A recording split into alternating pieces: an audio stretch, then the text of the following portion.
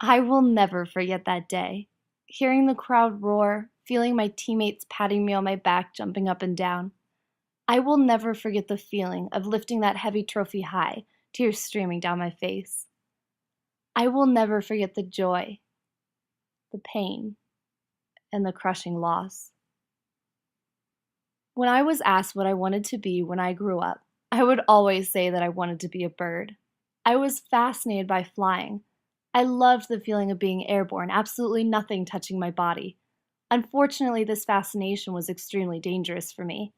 During the first few years of my life, I was diagnosed with low muscle tone, which means that my joints and muscles are hyperflexible and I can easily harm myself.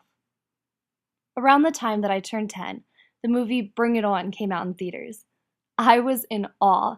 Watching those girls fly through the air and flip and tumble with ease, I begged my mom to let me be a cheerleader. She reluctantly agreed, fearing for my safety. I started out on a competitive cheerleading squad. I had some challenges at first by trying to learn how to control my body in space, but I quickly took to it.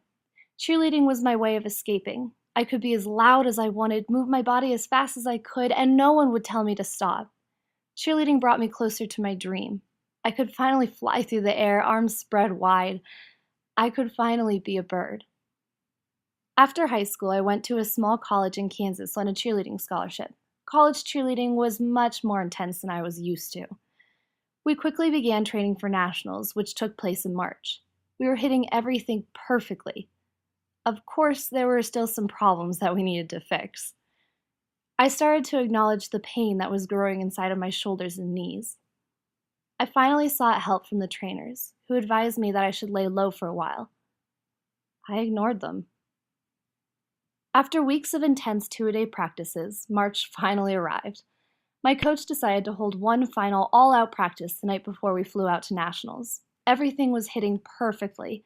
I threw my flyer up high into the air. I felt the bottom of her shoe land in my hands, but something was wrong.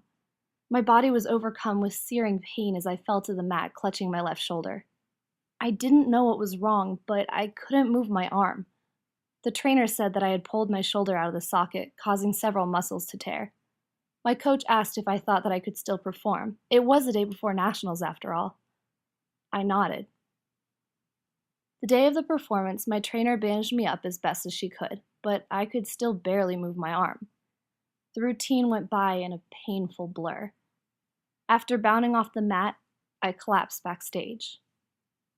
When it came time to announce the winners, I was shocked to hear our team called up onto stage as one of the final three teams.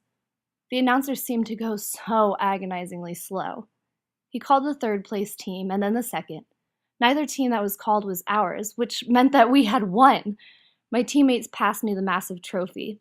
I lifted it as high as I could, tears of joy and pain streaming down my face.